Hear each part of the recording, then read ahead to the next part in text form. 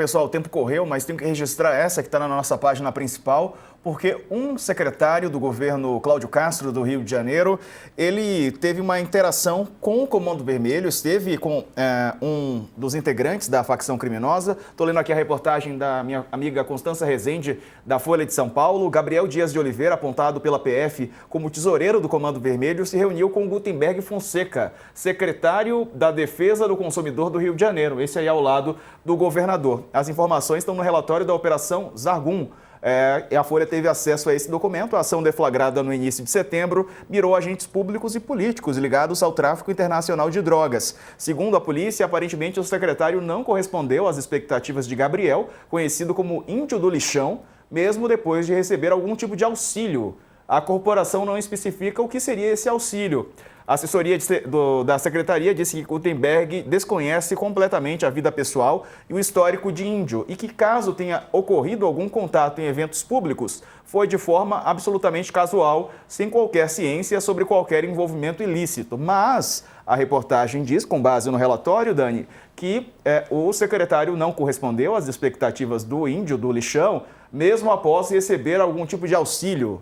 Só não fica claro que auxílio é esse, mas um auxílio de um dos chefes do Comando Vermelho, o que seria? Pois é, o Índio do Lixo, que é esse integrante do Comando Vermelho que esteve com o secretário do governador, celebrado governador do Rio de Janeiro, Cláudio Castro, tá vivo ou morreu na 121, tá entre os 121 mortes da operação? Da semana passada, gente? Tá vivo. Eu sei que ele tá vivo, tô fazendo uma provocação. Ele tá vivo e tá preso, né? Inclusive preso pela Polícia Federal. O que vai ajudar a Polícia Federal a entender qual é o tamanho do alcance político que tinha o Índio do Lixo no governo Cláudio Castro. Veja só que talvez prender pode ser um pouco mais eficiente para o combate ao crime do que matar. O Índio do Lixo está vivo. Acho que é tudo que eu tenho para dizer, Sarza. Pois é, vamos acompanhar o que ele tem a dizer, né? Porque talvez algumas pessoas não queiram ouvir isso. Exato. Quando você falou assim, vamos acompanhar o que ele tem a dizer, eu falei assim, vamos entrevistar? Eu quero entrevistar esse homem. Ele está preso. Gente, o ponto é o seguinte, acho que sem fulanizar, sem dizer especificamente A, B ou C, mas uma coisa que vem sendo denunciado por muitos políticos e que atuam no combate às milícias no Rio de Janeiro é o nível de promiscuidade que existe entre o crime, e a milícia é crime. Eu sei que tem um monte de gente político que condecora miliciano, mas milícia é crime. As facções, né, também em relação de político com as facções, né? E a própria polícia. É claro, não a maioria da polícia, a gente não está generalizando a polícia, as polícias são trabalhadores, dão lá, sabe, eles se ferram, se estrepam, emparedados entre, muitas vezes, um governo corrupto e uma população que quer que ele morra em nome do celular deles. Então, só que é o seguinte, você tem uma parte da polícia que tem promiscuidade com o crime, isso está colocado, isso está posto. Tem provas, né? Você tem investigações, tem gente presa. E a mesma coisa com relação à política. O grande problema e a grande discussão que foi sempre travado sobre isso é o quão profundo está o crime organizado no estado do Rio de Janeiro com relação ao governo. O quão profundo está? Né? Qual que é o nível de promiscuidade? Sakamoto, estava pensando aqui, e aí, essa questão. Que os governadores de direita querem transformar esses integrantes de facções como terroristas. Então, na prática, se isso for feito, um integrante do governo Castro se reuniu ou encontrou um terrorista, assim, conversou com ele, teria recebido o auxílio de um terrorista? Esse é um ponto interessante, né? Se o pessoal transformar em terrorista, todo esse pessoal que se encontrou, que pediu ajuda, vai ser o quê? Vai ser sócio de terrorista? Quem é sócio de terrorista, terrorista é considerado também muito por países como os Estados Unidos, né? E aí, vai fazer o quê? O governo Castro, se você identifica que essas organizações, aspas, terroristas, estão negociando com o governo Castro também é um governo que passa a ser considerado como terrorista, por conseguinte, as coisas não são tão simples. As coisas não são tão simples. O que é simples você tem no Rio de Janeiro, e não só no Rio, em outros estados, mas estamos falando do Rio, temos no Rio de Janeiro promiscuidade entre política, polícia e crime. Né? Isto é a coisa mais importante de ser investigada. Por quê? Por conta dessa promiscuidade, não se consegue combater a criminalidade como deveria ser. Não se consegue colocar bandido na cadeia, não se consegue colocar político na cadeia, não se consegue colocar policial corrupto na cadeia. Isto é fundamental, só que é impossível você fazer essa investigação. Impossível não, mas é muito difícil a pobre da corregedoria, da Polícia Civil, da Polícia Militar, fazer essa investigação por conta própria.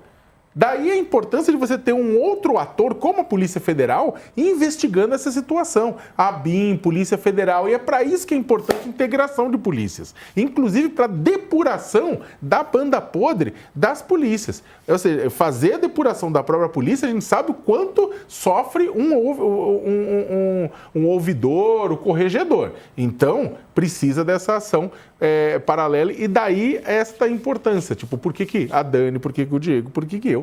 Vamos gostar muito de ouvir o que o Índio do Lixão... Gente, que nome! Índio do Lixão, né? Que fase. Tem a falar. Mas que nome, que apelido, velho. Ô Dani, e os governadores querem reunião com o Mota, né? Para agilizar esse projeto dos bandidos, né, de facções virarem terroristas. Lembra que a gente falou aqui, Sarza, essa semana, que haveria uma marcha unida dos governadores para pressionar a Câmara? Essa. É isso aí, a gente já tinha antecipado, agora marcaram. Vamos ver, né? Porque, assim, precisaria, no mínimo, constranger, sabe?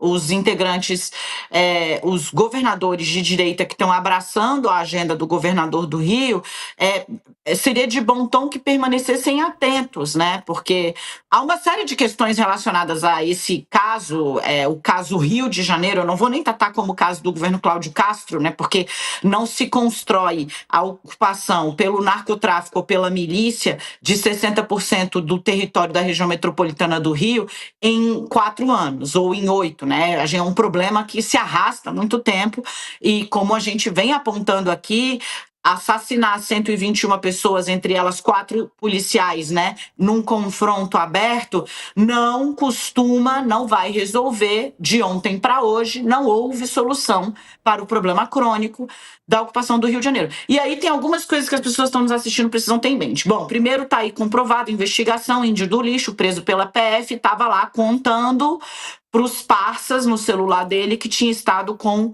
um integrante do primeiro escalão do governo do Rio de Janeiro. Ponto 2. Essa operação da polícia aconteceu no momento em que havia uma disputa entre narcotráfico e milícia. Disputa do quê, Daniela? De território. Quem é que vai ficar mandando nessa área aqui do Complexo do Alemão e da Maré? É a milícia, com egressos das polícias do Rio de Janeiro, ou é o tráfico, o Comando Vermelho? Ciente de que havia essa disputa, repito, entre milícia, com egressos de polícias do Rio e Comando Vermelho, decide-se, então, a segurança do Rio fazer esta mega operação, atingindo, segundo o próprio governador, o Comando Vermelho. A gente vê aí que as ramificações da criminalidade estão muito acima desse patamar. Então, fica aí a expectativa de que haja uma meditação mais aclarada a respeito do tema, inclusive porque, por ordem do Supremo, a Polícia Federal agora vai investigar o caminho do dinheiro da criminalidade no Rio. E aí, veja, não houve restrição do Supremo para falar que a PF vai ter de investigar o Comando Vermelho. Não, vai investigar o crime organizado no Rio. E o crime organizado no Rio tem 2 braços, basicamente: o narcotráfico e a milícia. Os milicianos do Rio de Janeiro já provaram ter boas relações políticas. Boas relações políticas a ponto de Adriano da Nóbrega, por exemplo, que é aquele matador, né? Era um miliciano que atuava como assassino de alto perfil, digamos assim, ter tido a mulher e a mãe empregadas no gabinete do então deputado estadual do Rio, Flávio Bolsonaro. Quem assumiu a indicação dessas 2 pessoas no gabinete foi o Flávio? Não, foi Fabrício Queiroz, então chefe de gabinete de Flávio. Ele matou no peito e falou que a culpa era dele. Mas esse é o alcance dos contatos do crime organizado, milícia e narcotráfico no Rio de Janeiro.